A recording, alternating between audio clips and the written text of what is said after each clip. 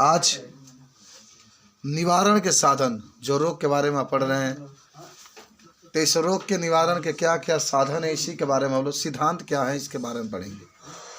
निवारण माना होता है ठीक करना। जो रोग होता है ना, रोग को हम लोग कैसे ठीक करते हैं, इसे रोग के बारे में ठीक करने के बारे में पढ़ेंगे। अभी तक हमने ये पढ़ा है कि किसी व्यक्ति में कोई रोग है तो संक्रमण से कैसे छुटकारा मिल सकता है।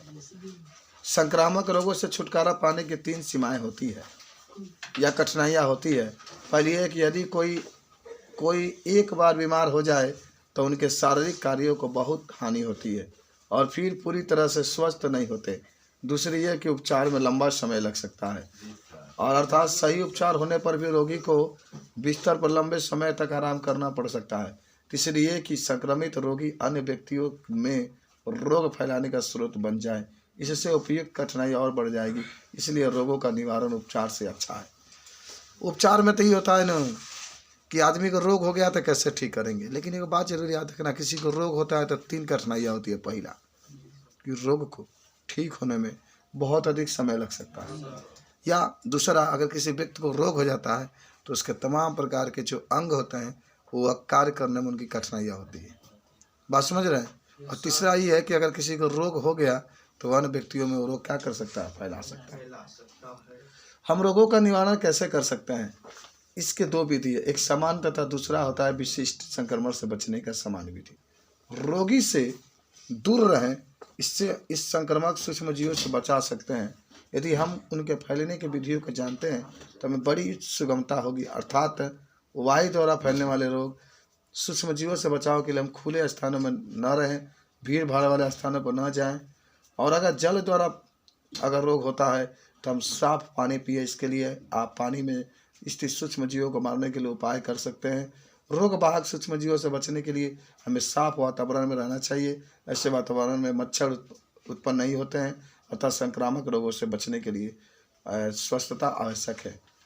पर्यावरण से संबंधित विषयों के अतिरिक्त संक्रामक रोगों से बचने के भी और भी अन्य समान नियम है। नियमों की बात करने से पहले हम एक प्रश्न पूछते हैं जिसकी ओर अभी तक ध्यान नहीं गया है। प्राय हम प्रतिदिन संक्रमण से गुजरते हैं। यदि कक्षा में कोई विद्यार्थी खांसी जुकाम से पीड़ित है तो ऐसा संभव है कि उनके आसपास के विद्यार्थी भी संक्रमित हो जाएंगे, लेकिन हम सभी वास्तव में रोग से पीड़ित नहीं होते। ऐसा क्यों नहीं होता है? इसका कारण हमारे शरीर में स्थित प्रतिरक्षा तंत्र जो जीवाणुओं से लड़ता रहता है। हमारे शरीर में विशिष्ट कोशिकाएं होती है जो रोगाणुओं को मार देती है। हमारे शरीर में जैसे ही कोई संक्रामक रोगाणु आता है, ये कोशिकाएं सक्रिय हो जाती है। यदि ये उन्हें मार देती है तो हमें रोग नहीं होता है। प्रतिरक्षी कोशिकाएं संक्रमण को फैलने से पहले ही समाप्त कर देती है। जैसा कि हमने पहले देखा, यदि रोगाणु की संख्या नियंत्रित हो जाती है तो रोग को अभिव्यक्ति बहुत कम होती है। अतः संक्रामक रोगाणुओं से संक्रमित होने की अर्थ यह नहीं है कि हमें कोई विशेष बीमारी हो। गंभीर संक्रामक रोग प्रतिरक्षा तंत्र को असफलता को इंगित करता है। प्रतिरक्षा तंत्र हमारे शरीर में स्थित अन्य तंत्रों की तरह सफल नहीं होता है यदि हमें पर्याप्त भोजन तथा पोषण प्राप्त न हो। इसीलिए संक्रामक रोगों से बचने के लिए दूसरे मूल आवश्यकताएं हैं कि उचित मात्रा में सबके लिए भोजन की उपलब्धता होनी चाहिए।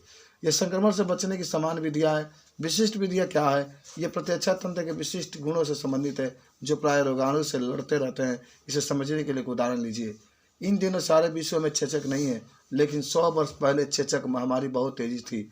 ऐसा स्थिति में लोग रोगी के पास आने से डरते थे, क्योंकि उन्हें डर होता था कि उन्हें भी चेचक न हो जाए। लेकिन एक ऐसा भी वर्ग था जो चेचक से नहीं डरता था। वह वर्ग चेचक के रोगी की सेवा करता था। वह वर्ग था जिन्हें बहुत भयानक चेचक हुआ था, लेकिन फिर भी जीवित रहे। लेकिन उनके शरीर पर चेचक के बहुत से दाग थे। अर्थात यदि आपको एक बार चेचक हो जाए तो आपको चेचक रोग पुनः होने की संभावना नहीं होती है। इसलिए एक बार रोग होने पर उस रोग से बचने की यही एक विधि है। ऐसा इसलिए होता है कि जब रोगाणु प्रतिरक्षा तंत्र पर पहली बार आक्रमण करता है तो प्रतिरक्षा तंत्र रोगाणु की प्रतिक्रिया करता है और फिर उसका विशिष्ट रूप से स्मरण कर लेता है।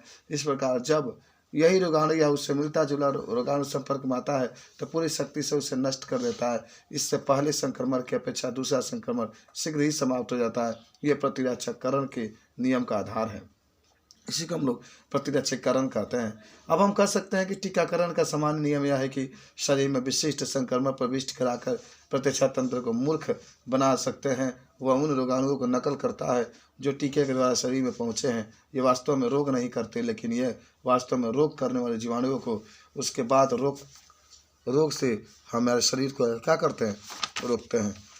ऐसा कार्यक्रम तभी सफल होते हैं जबकि ऐसे स्वास्थ्य सुविधाएं सभी बच्चों को प्राप्त हो। क्या आप इसका कारण सोच सकते हैं कि ऐसा क्यों होना चाहिए? हेपेटाइटिस के कुछ वायरस जिसमें पीलिया होता है पानी द्वारा संचारित होते हैं।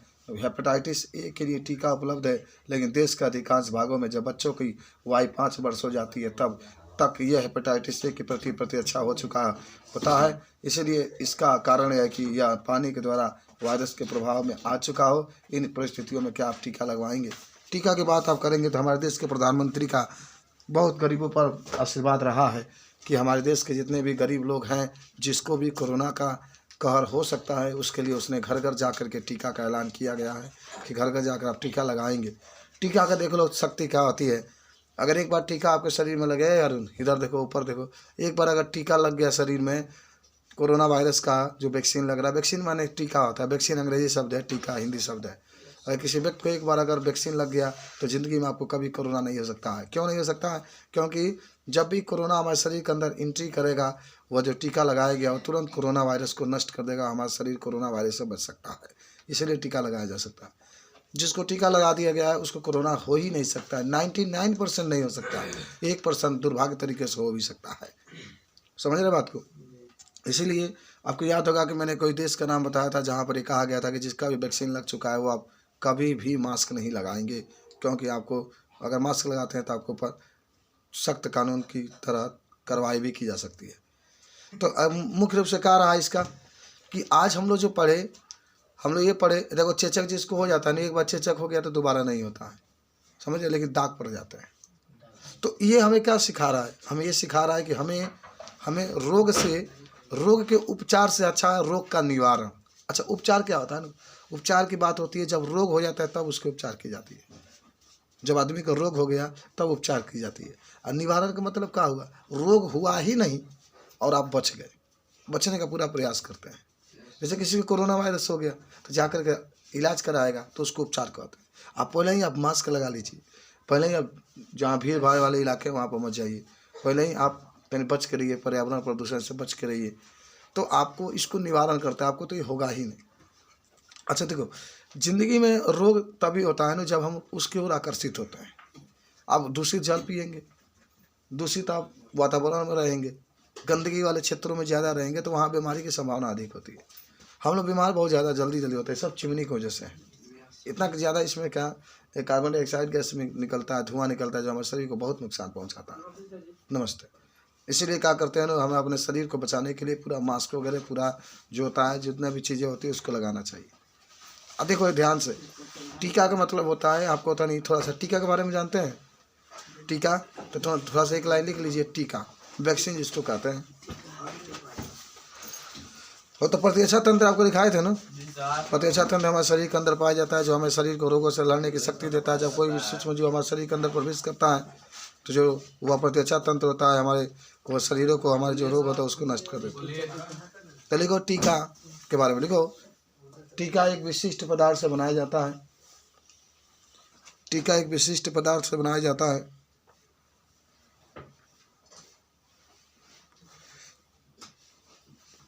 जिसे शरीर के अंदर प्रवेश कराया जाता है, जिसे शरीर के अंदर प्रवेश कराया जाता है।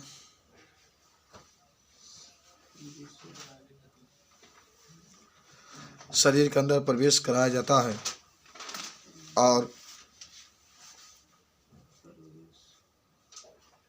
कराया जाता है और प्रतिरक्षा तंत्र को मूर्ख बनाया जाता है। मैं प्रतिरक्षा तंत्र को ही लगता है कि बाप रे कोई जीवाणु आ गया, प्रतिरक्षा तंत्र को मूर्ख बना दिया जाता है।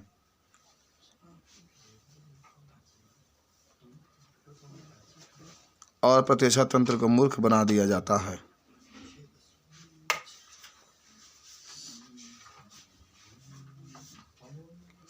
आगे लिखो, जब कोई हानिकारक सूक्ष्म जीव जिसके लिए टीका लगाया गया है, जब कोई हानिकारक सूक्ष्म जीव जिसके लिए टीका लगाया गया है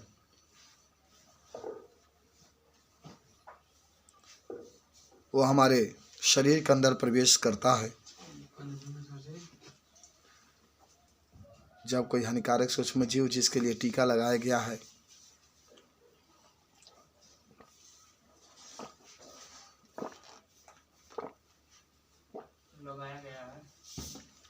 जब हमारे शरीर के अंदर वो प्रवेश करता है, हमारे शरीर के अंदर प्रवेश करता है, तो वह टीका उस हानिकारक सूक्ष्म जीव को नष्ट कर देता है। प्रवेश करता है तो वह टीका उस हानिकारक सूक्ष्म जीव को नष्ट कर देता है।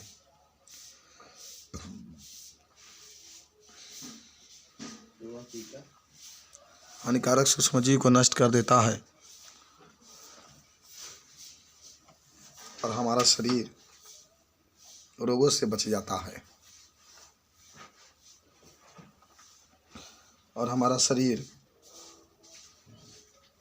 रोगों से बच जाता है।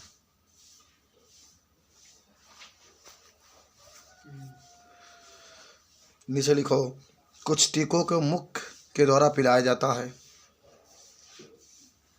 कुछ टीकों को मुख के द्वारा पिलाया जाता है,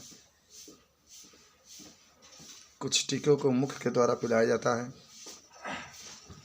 जैसे पोलियो, पोलियो बीमारी जानते थे ना, इसमें अभी भी देखते होंगे कि जो बच्चे होते हैं 5 साल से कम एज के, उन्हें पोलियो का ड्रॉप मुख के द्वारा ही पिलाया जाता है। कुछ टीके को मुख के द्वारा पिलाया जाता है, जैसे पोलियो। Good morning.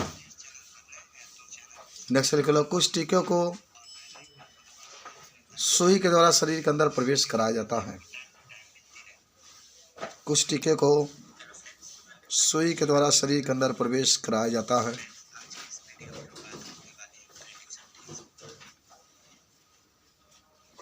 शरीर के अंदर प्रवेश कराया जाता है। उसका नाम याद है आप लोग को? Corona virus. बहुत हो सकता है कोरोना वायरस हो जाएगा, सांप काटता है तो इंजेक्शन हो जाएगा, हेपेटाइटिस बी का हो जाएगा, टीबी के लिए जो लगाया जाता है बीसीजी वो हो जाएगा, बहुत ज़्यादा हो जाएगा।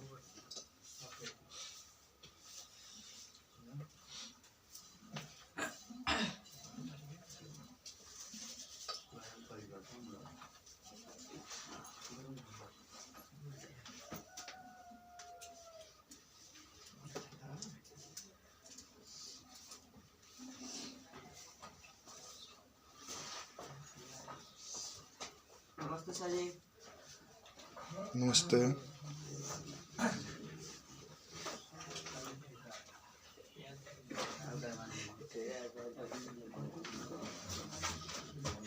वो क्या लिखा गया? जल्दी लिखो। चलो अगला लिख लो तनी। नेक्स्ट। प्रतिरक्षा तंत्र मजबूत करने का उपाय। मतलब प्रतिरक्षा तंत्र तो जाने थे ना?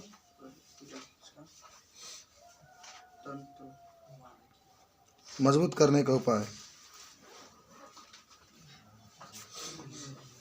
देखो। प्रतिरक्षा तंत्र,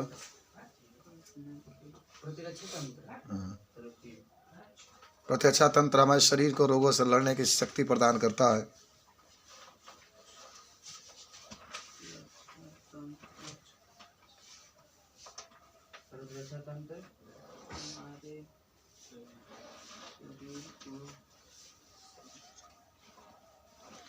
प्रतिरक्षा तंत्र हमारे शरीर को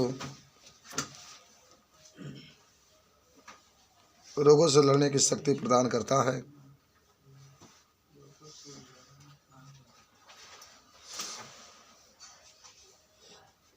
प्रतिरक्षा तंत्र रोगों से लड़ने की शक्ति प्रदान करता है।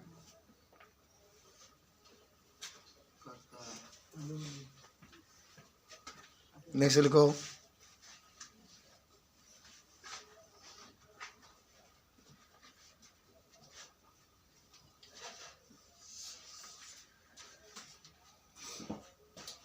इसे मजबूत करने के लिए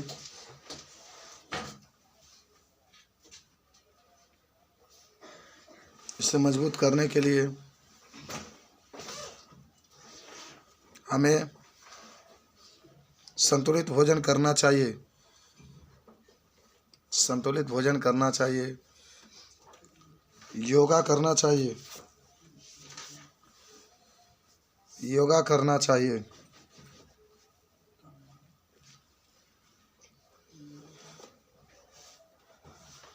तथा हरे पत्तेदार सब्जियों का प्रयोग करना चाहिए।